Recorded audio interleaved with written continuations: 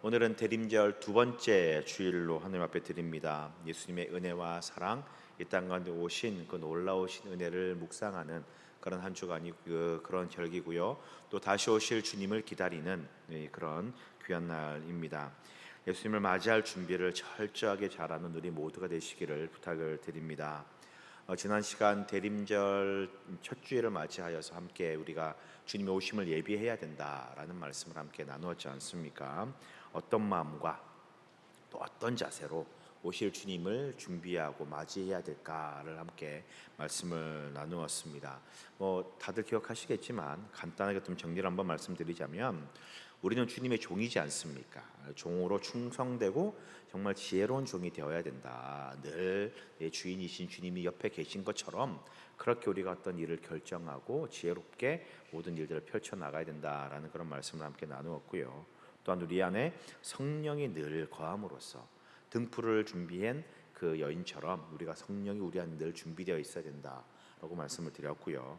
또 열매 맺는 삶, 성실함과 충성함으로, 또 주님의 마음을 헤아리는 그 충성함으로 열매 맺는 삶을 살아가야 된다라고 나누었습니다. 그리고 마지막으로 주님을 향한 사랑과 우리의 마음을 우리만 알고 끝나는 것이 아니라 주변의 그 사랑을 실천하고 나누는 그 모습으로 우리가 살아가야 됨을 함께 나누었다라는 것이죠. 자, 이렇게 네 가지 우리가 준비하고 우리가 예비해야 될, 주님 오심을 맞이하고 준비하는 우리들이 나누어야 될 네 가지 말씀을 함께 나누었습니다. 구원받은 백성이 이렇게 준비가 되어야만이 우리가 구원받는 백성이 된다라는 것입니다. 자, 그렇게 우리는 주님의 오심을, 다시 오실 주님을 기다리며 맞이하며 준비하고 있습니다. 그런데 여러분, 우리가 그렇게 열심을 다해서 잘 준비하고 이렇게 여러 가지를 신경 써서 정말 주님의 말씀 따라 주님의 뜻대로 살아가면서 주님의 오심을 우리가 준비하고 있는데, 그러면 이 주님의 오심을 기다리는 우리에게 과연 주님이 오셨을 때에 어떤 나라가, 어떤 곳이 우리들에게 펼쳐질까? 어떤 주님을 맞이하고 어떤 나라를 맞이하기 위해 우리가 그렇게 열심을 다해서 주님의 오심을 맞이하고 준비하게 되는 것일까라는 거지요.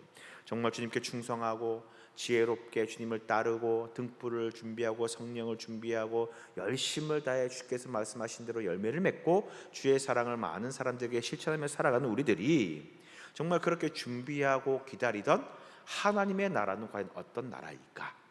우리가 소망하는 그 나라는 과연 어떤 나라인가 하는 것입니다. 그래서 오늘 이 시간 우리에게 임할 하나님의 나라가 무엇인가를 함께 말씀을 나누도록 하겠습니다. 자, 여러분, 우리는 주님을 기다립니다. 모든 기다림에는요, 여러분, 뭔가 기대가 있고요, 바라는 점이 있습니다. 그러지 않습니까? 우리가 누구를 기다린다, 손님을 기다린다, 아니면 제가 이제 신방을 할 때에 목사님을 기다린다라고 할 때에 그 기다림의 목적이 있다라는 거지요. 사람을 기다리든 어떤 물건을 기다리든 택배가 오더라도 그 택배를 기다리는 이유와 목적이 있다라는 거지요. 제가 예전에 교회 사역을 이제 마치고 이제 정리를 하고 집으로 들어가려고 준비를 하고 있는데 집에서 연락이 왔습니다. 뭐라고 연락 왔냐면은 이 집에 들어올 때에 치킨 한 마리를 사오라고 그렇게 연락을 받았습니다. 근데 퇴근 준비 다 했고 또 치킨을 주문을 하고 찾고 왔다 갔다 하면 최소한 30분 이상이 걸리니까 그냥 편하게 배달을 시켜야겠다 싶어서 배달을 시키고 저는 이제 빈손으로 이렇게 퇴근을 해 집에 들어갔습니다. 그래서 집은 문을 열고 들어가는데 그날은 왠지 미동도 않던 아이들이요, 이 두 놈이 다 아빠를 맞이하러 문 앞까지 뛰쳐나오는 거죠. 네. 그러면서 첫 마디가요, 아빠 다녀오셨어요? 오늘도 수고하셨습니다. 아빠 고생했어요. 보고 싶었어요. 이 말이 아니라, 아빠 뭐겠습니까? 치킨 어딨어? 네. 치킨 어딨어? 이게 첫 마디입니다. 저를 보는 것이 아니라 제 손을 바라보는 두 아이의 시선을 제가 느낄 수 있었습니다. 그리고 심지어 우리 큰 아들은요, 문 밖에 나가가지고 제가 숨겼나 싶어가지고 찾아보는 그런 일까지 있었습니다. 그날 우리 집은요, 저를 기다린 게 아니라 뭘 기다렸습니까? 치킨을 기다리고 있었더라고요. 여러분, 마찬가지입니다. 내가 무언가를 기다리고 있고 뭔가를 내가 기다린다라고 하는 것은요, 내가 바라고 원하는 뭔가가 거기에 있다라는 거지요. 어떤 소망이 있고 기대가 거기에 있다라는 것입니다. 그것이 충족되기를 바라고 이루어지기를 원하는 것이 우리의 기다림의 목적이 된다라는 겁니다. 자, 그렇다면 우리가 주님 오심을 기다리고 있는데, 다시 오실 주님을 우리가 기다리며 예비하고 재림의 신앙을 가지고 있는데, 무엇을 기다리고 무엇을 바라고 또 어떤 것을 우리가 소망하고 있느냐라는 것입니다. 우리가 기다리는 것은 무엇이냐? 하나님 나라지 않습니까? 영원히 우리에게 임할 영원한 하나님의 그 나라, 하나님 나라가 오기를 우리는 기다리고 있습니다. 왜냐하면 우리가 기다리던 그 하나님 나라가 임하면 우리는 그 나라의 백성으로서 영원한 기쁨을 누리고 영생을 누리면서 늘 축복 속에서 살아갈 수 있기 때문에 그렇다라는 것입니다. 성경 말씀이 기록하고 있는 하나님 나라의 영화로움과 영광이 아픔도 고통도 없고 늘 기쁨과 소망만 넘치는 그 모든 이 즐거움과 행복이 찾아오기 때문에 우리는 그때를 기다리며 하나님 나라를 소망하고 있다라는 것이지요. 그래서 우리는 주님 오심을 다시 기다리고 있는 것입니다. 자, 그러면 여러분, 우리가 이렇게 기다리고 있는 우리에게 주어질 하나님의 나라는 과연 어떤 나라냐라는 것이지요. 우리가 기대하고 소망하는 그 나라가 과연 어떤 나라고 어떤 곳이겠느냐라는 것입니다. 여러분, 유럽 여행이나 이렇게 중세 교회를 가보신 분들은 아실 겁니다. 유럽이나 중세의 로마라든지 독일이든지 이탈리아 같은 곳에 가면은 교회들이요, 굉장히 아름답고 굉장히 크고 웅장합니다.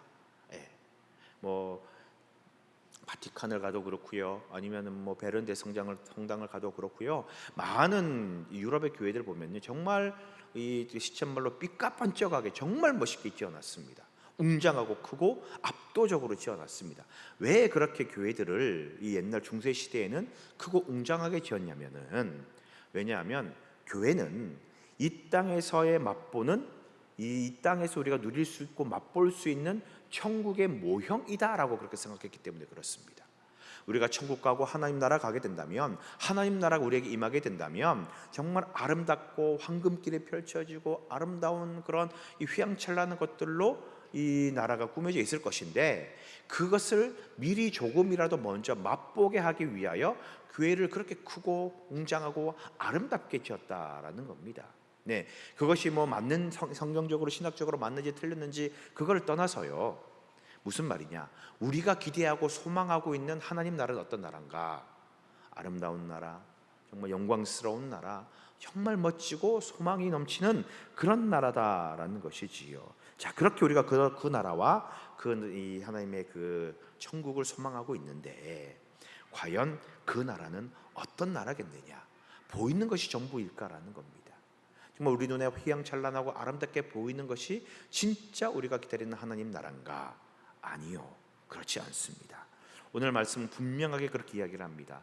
우리에게 임할, 주님께서 오셨을 때에 임할 하나님 나라는 어떤 나라인가? 오늘 성경 말씀을 통하여서 과연 그 나라, 우리가 기다리고 우리에게 임할 그 나라가 무엇인지를 함께 나누는 은혜의 시간 되기를 바랍니다. 자, 첫 번째, 우리에게 임할 하나님 나라는요, 바로 정의와 공의의 나라입니다. 정의와 공의의 나라. 자, 오늘 말씀 4절과 5절 말씀, 좀 길지만 2절의 말씀을 같이 읽겠습니다. 시작. 공의로 가난한 자를 심판하며 정직으로 세상의 겸손한 자를 판단할 것이며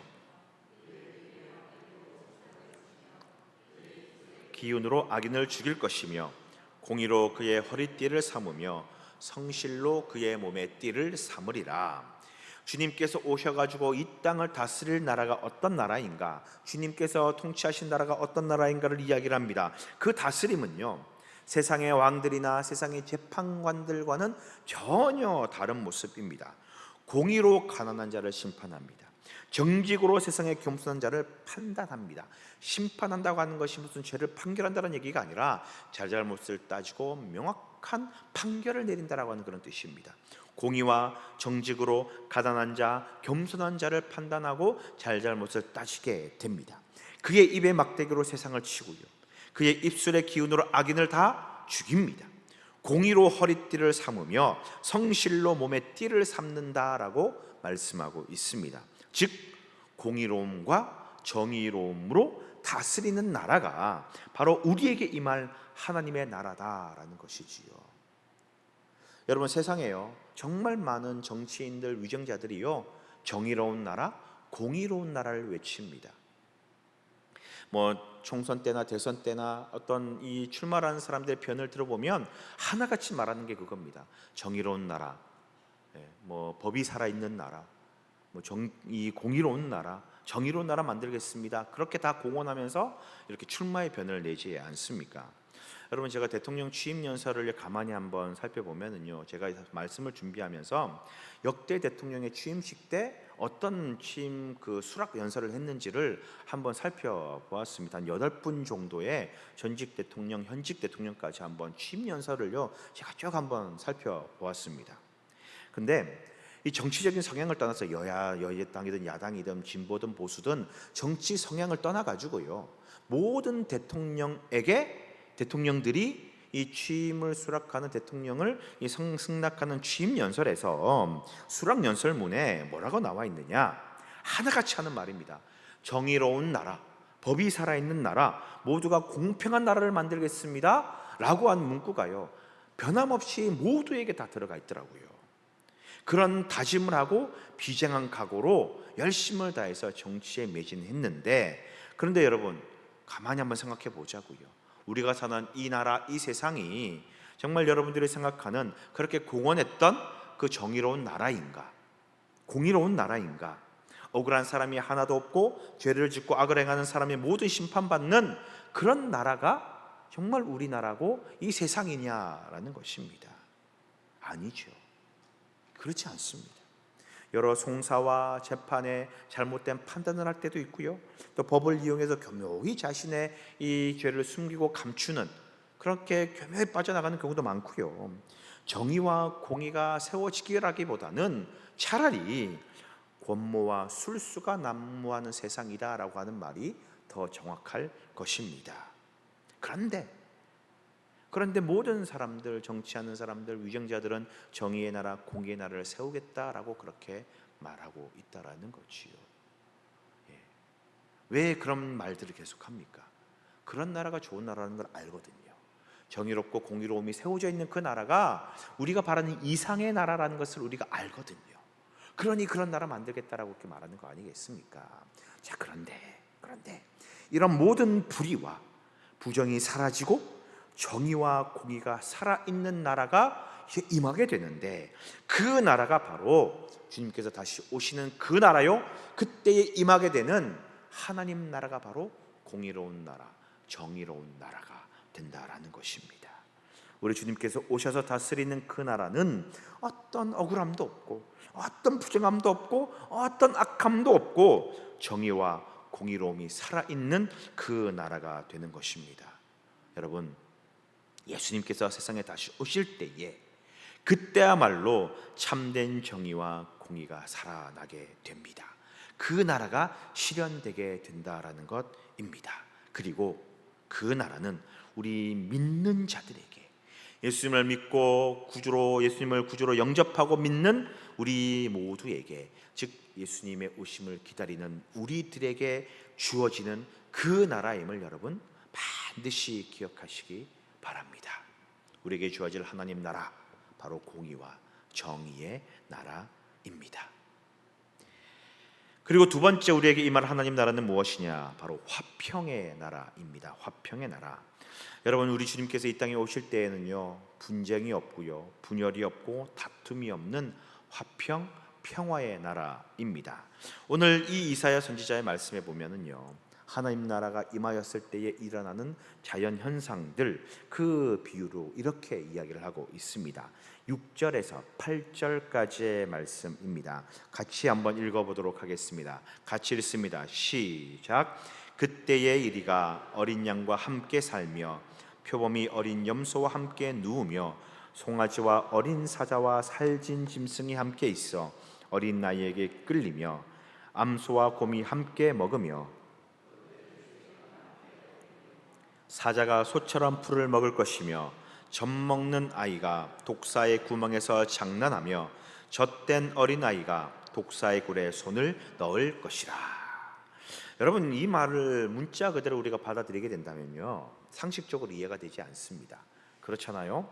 이 어떤 학자들은 이 이사야의 예언을 단순히 비유요 상징적인 것일 뿐이지 실제로는 이런 나라는 임하지 않을 것이다라고 그렇게 주장하는 학자들도 있습니다. 왜냐? 하나님이 전 세계를, 온 세계를 만드신 창조자시지 않습니까?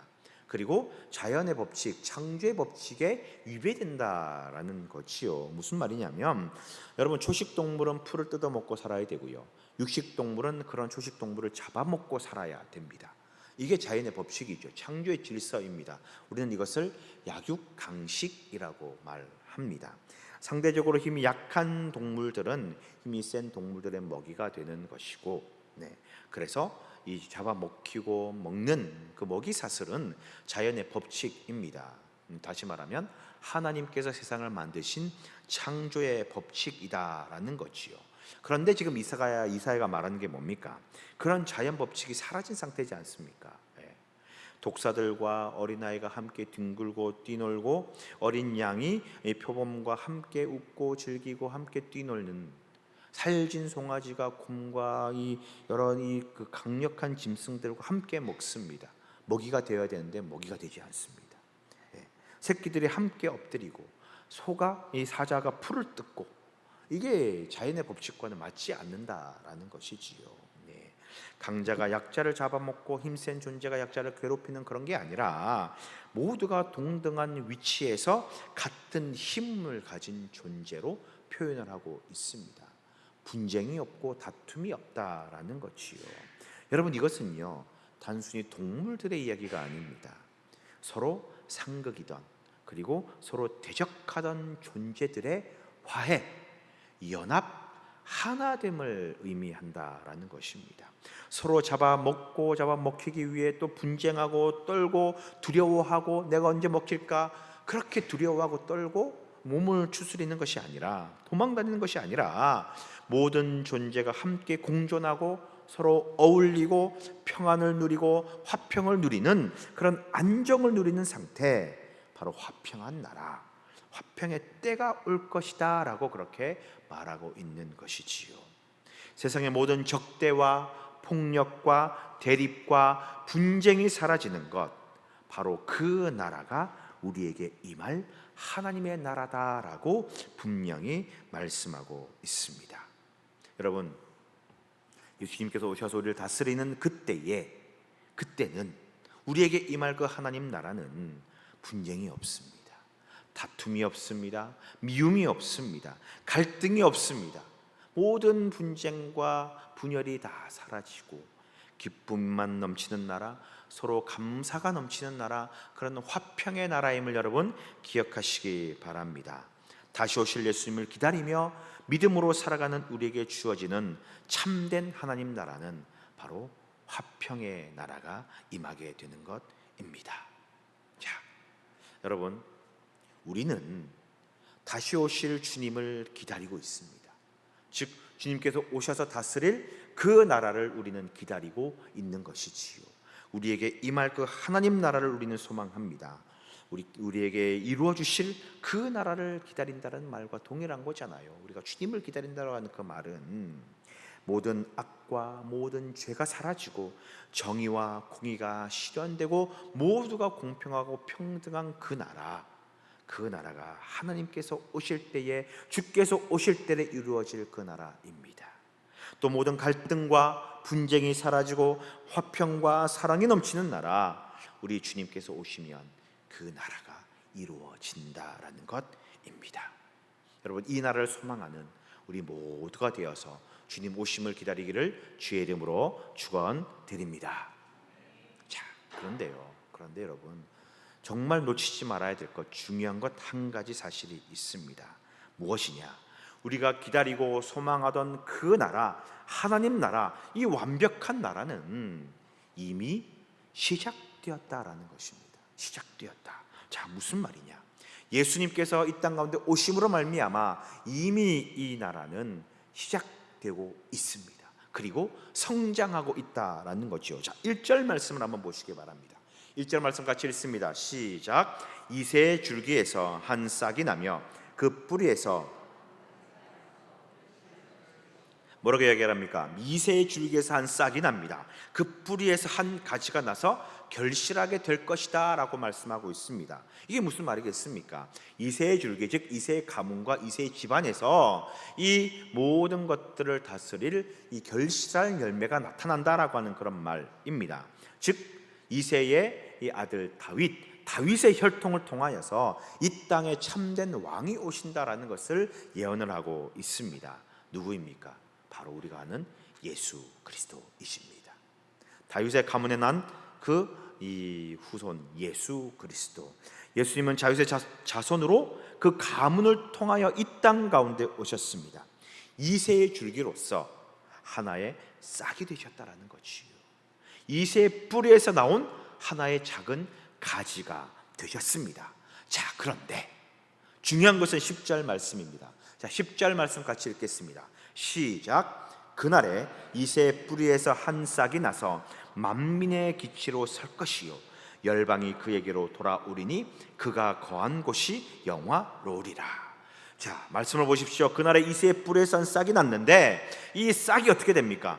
만민의 기치로 설 것이다 라고 이야기를 합니다. 즉 싹이 작은 가지가 자라고 자라서 만민의 기치로 서는 놀라운 성장과 완성을 이룬다 라고 그렇게 말씀하고 있는 것이지요. 열방이 그에게로 돌아오는, 즉 모든 열방 모든 세계를 다스리는 통치자 왕이 된다라고 말씀하고 있습니다. 여러분, 예수님은요 이 땅 가운데 오셨습니다. 우리는 그 예수님의 오심을 기념하고 묵상하며 이 대림절을 지내고 있습니다. 성탄의 기쁨을 우리는 준비하고 있습니다.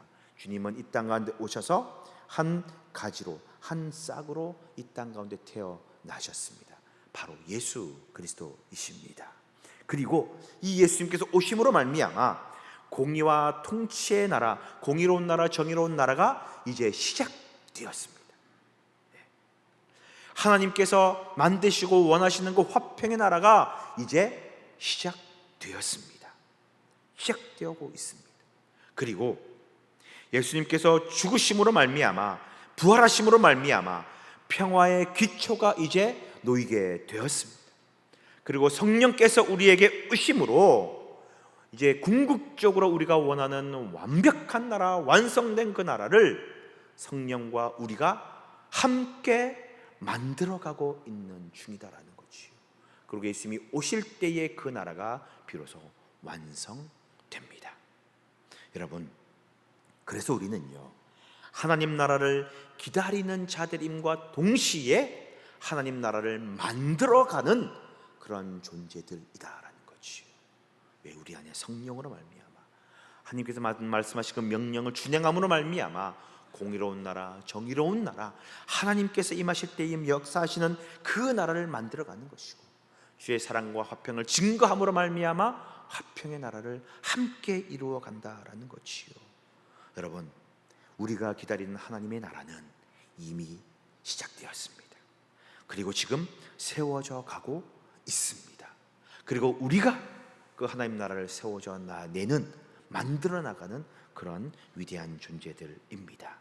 이제 그리고 곧 완공되게 될 것입니다. 우리 그리스도인을 통하여서 하나님께서 이 나라를 만들어 가시기 때문입니다. 그래서 여러분, 하나님 나라는 멀리 있는 것이 아닙니다. 하나님 나라는 어떤 거대한 힘이나 대단한 존재가 만들어 나가는 그런 나라가 아닙니다. 하나님 나라는 예수님을 닮은 자들이 모여 성령의 역사를 경험한 자들이 모여서 주의 말씀하신 공의와 사랑을 실천하고 따라갈 때에 그 나라가 하나씩 하나씩 완성되어 가는 것입니다. 여러분, 우리는 주의 나라를 만들어가는 자들로서 주의 공의와 사랑을 실천하기로 결단하고 그렇게 작은 것 하나부터 해나가는 그런 모습을 보여야 됩니다. 그래야 하나님 나라가 우리 가운데 속히 이루어질 줄 믿습니다. 미국에서 일어난 이런 감동적인 이야기가 있어서 함께 말씀을 좀 소개하려고 합니다. 몇 년 전에요, 미국 작은 도시에서 있었던 일이라고 합니다.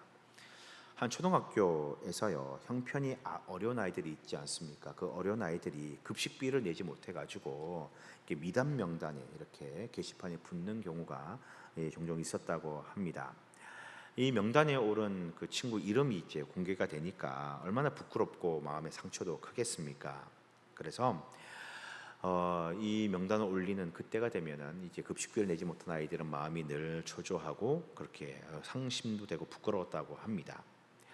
근데 그 학교에는요, 늘 같은 자리에서 조용히 아이들을 바라보며 이제 이 등하교를 도왔던 그 할아버지 한 분이 계셨다고 합니다. 뭐 경비원이 아니라 이 자원봉사하시는 분이었는데, 학생들이 등교할 때나 하교할 때 안전하게 다닐 수 있도록 그렇게 이 봉사를 하는 일을 하고 있었습니다. 하루는 한 아이가요, 이 하교를 하면서 이 할아버지에게 이렇게 울먹이면서 이렇게 이야기를 했다고 합니다. 저 오늘 급식비를 못 내서 점심을 못 먹었어요 라고 이렇게 이야기를 했다고 합니다. 급식비를 못 내서 점심을 못 주는 학교도 좀 야속한 것 같습니다. 어쨌든 이 얘기를 들은 할아버지는요, 그날 아무 말도 하지 않고 학교 행정실로 이제 가게 되었습니다. 그리고 이 급식을 담당하는 행정을 담당하는 직원에게 이렇게 교사에게 이렇게 말했습니다. 혹시 급식비를 못 내는 아이들 명단을 볼 수 있을까요? 라고 정중히 부탁을 했습니다. 직원이 좀 망설이면서 그래도 이제 오랫동안 함께 교회에 봉사하셨던 학교에 봉사하셨던 분이라 이 명단을 이제 보여드렸습니다. 이 명단을 보더니 그가 조용히 지갑에서 돈을 꺼내어서 이렇게 말했습니다. 미납된 모든 아이들의 급식비를 제가 다 내겠습니다. 아이들이 돈 걱정 없이 밥은 먹어야 되지 않겠습니까? 라고 그렇게 말하면서 미납된 모든 비용을 꽤 큰 돈을 다 지불했다고 합니다. 모든 이 비용을 다 다 내어줬기 때문에 꽤 큰 돈이었습니다. 이 소식이 알려지자 사람들이 이제 이 할아버지에게 찾아와가지고 이렇게 물었습니다. 왜 이렇게 아이들의 빚을 탕감해 주었습니까? 좋은 일이긴 하지만 부담도 만만치 않았을 텐데 어떻게 그런 마음을 가졌습니까? 라고 이렇게 물었다고 합니다. 이 질문에 할아버지께서는 이렇게 대답을 했습니다. 저는 그저 아이들이 부끄러움 없이 웃으며 밥 먹는 세상이 조금이라도 빨리 왔으면 좋겠습니다 라고 대답했다는 것이지요. 자, 이 할아버지는 대단히 큰 부자도 아니고요, 그리고 어떤 대단한 위치에 있는 그런 분도 아니었습니다. 그러나 이 작은 행동 하나, 이 할아버지가 했던 이런 작은 섬김 하나가 하나님의 나라와 하나님의 화평, 공의, 평화를 현실 속에 만들어가고 있지 않나라는 생각을 해보게 되었습니다. 자, 여러분, 우리가 하나님 나라를 만들어가고 세워나가는 존재다라고 말씀을 드렸습니다. 그때는요, 여러분, 이 말은요 어떤 거창한 의미가 들리는 것이 아닙니다. 우리가 어떤 정치에 나가서 정치에 우리가 뭐 이 시간을 할애하면서 나라를 세워나가고 그런 말씀을 드리는 게 아닙니다. 우리에게 임할 하나님 나라, 이것은요 우리의 삶 속에서 하나님의 정의, 하나님의 공의를 실천해 나가는 겁니다. 화평을 우리가 실천해 나가는 겁니다. 작은 것 하나에서 우리가 해 나가면 되는 것입니다. 예수님을 믿는 우리들이 우리의 삶의 자리에서 해 나가는 것, 그 공의와 사랑을 실천하는 것이 바로 하나님 나라가 속히 오게 만드는, 우리가 기다리던 그 나라가 속히 오게 만드는 일이다라는 것입니다. 여러분, 우리가 살아가는 교회, 가정, 직장, 여러분들이 속해 있는 그 공동체, 바로 그곳이 이 이사야가 말하고 있는 그 하나님 나라가 되어야 되는 것이지. 여러분들이 속해 있는 그곳이 바로 우리가 소망하고 바라고 기다리고 있는 그 하나님 나라가 되도록 만들어 가야 된다라는 것입니다. 우리가 오늘날 이 시간 우리의 공의와 우리의 정의를 선택하고 우리가 평화의 길을 걸어가고 작은 사랑을 하나하나 실천해 나갈 때에 우리가 원하고 임할 그 하나님 나라는 속히 오게 될 줄 믿습니다. 우리가 기다리고 소망하는 하나님 나라, 정의와 공의가 살아있는 나라, 화평과 사랑이 넘치는 그 나라, 우리가 그 나라를 만들어가는 자들임을 여러분 잊지 마시고, 우리의 삶의 현장에서 그 놀라우신 주의 사랑과 은혜, 공의를 실현해 나가는 우리 모든 믿음의 백성 되어서 우리를 통하여 하나님 나라가 이 땅 가운데 실현되는 그 영광과 은혜를 맛보는 모두가 되시기를 주의 이름으로 축원드립니다.